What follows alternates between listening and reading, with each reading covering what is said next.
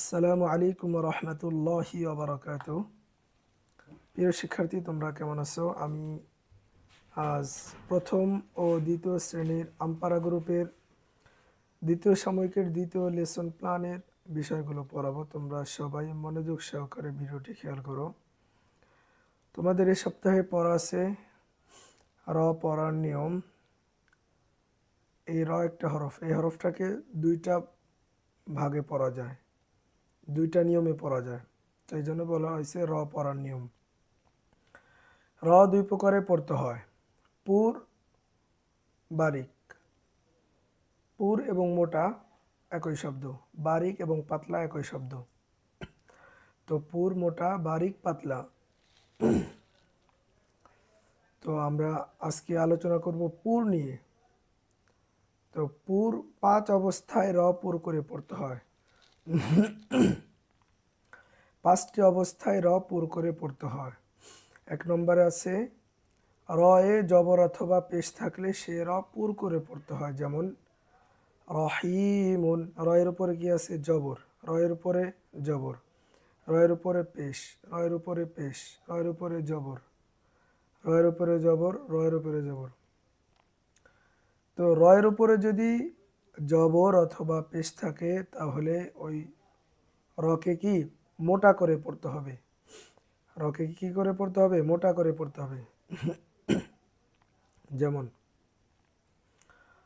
র বা জবর রব, বা জবর বা, রব বা, নুন আলিফ জবর না, রব্বানা, রুজিকু, রুবামা। র হরফটি কি মোটা আওয়াজ দিয়ে পড়তে হবে।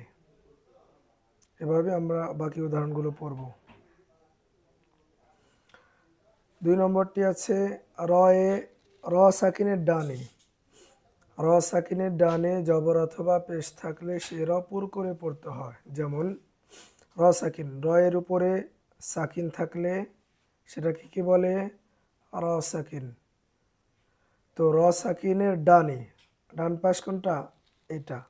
তো র সাকিনের ডান পাশে জবর অথবা পেশ। তো এখানে র সাকিনের ডানে কি আছে? জবর। এখানে র সাকিনের ডানে কি আছে? পেশ। এখানে জবর, এখানে জবর, এখানে র সাকিনের ডানে পেশ। তো র সাকিনের ডানে জবর অথবা পেশ থাকলে সে র কি পুর করে পড়তে হয়। পুর অর্থ কি বলতো? মোটা। পুর অর্থ কি? মোটা। তো আমরা বানান করে পড়ি, সবাই খেয়াল করো। ইয়া র জবর ইয়া। আমি যদি ইয়ার বলি তাহলে কি র কি বারিক হয়ে যাবে, চিকন হয়ে যাবে, এই জন্য এটাকে মোটা করে পড়তে হবে। ইয়া র জবর ইয়ার, হা জবর হা, মিম পেশ মু, হামু, ইয়ার হামু, তুর হামু, আর সালা। আমি যদি আর সালা বলি তাহলে কি বারিক হয়ে যাবে, আমাকে কি র মোটা করে বলতে হবে। আর সালা। এভাবে আমরা বাকি উদাহরণগুলো পড়ব। 3 নম্বরটি আছে র সাকিন তার ডানে খালি আলিফ।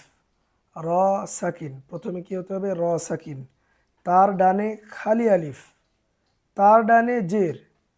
তার ডানে কি জের থাকলে সে র পুর করে পড়তে হয়। তো আমরা উদাহরণে আসি, যেমন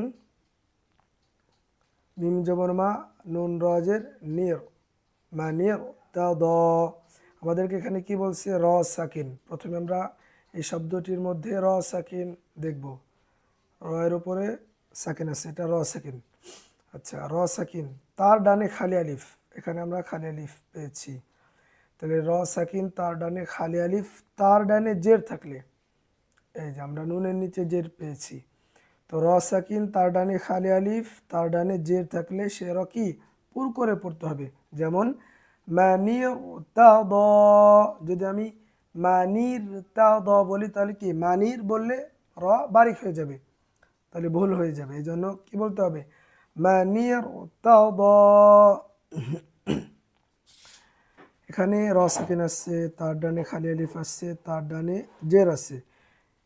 এই 3 নম্বরটিতে আমরা কি খেয়াল করব? প্রথমে খেয়াল করব র সাকিন, তার ডানে খালি আলিফ, তার ডানে জের, এই তিনটি জিনিস আমাদের খেয়াল করলে আমাদেরকে এটা পুর না বারিক সেটা খেয়াল করতে সুবিধা হবে।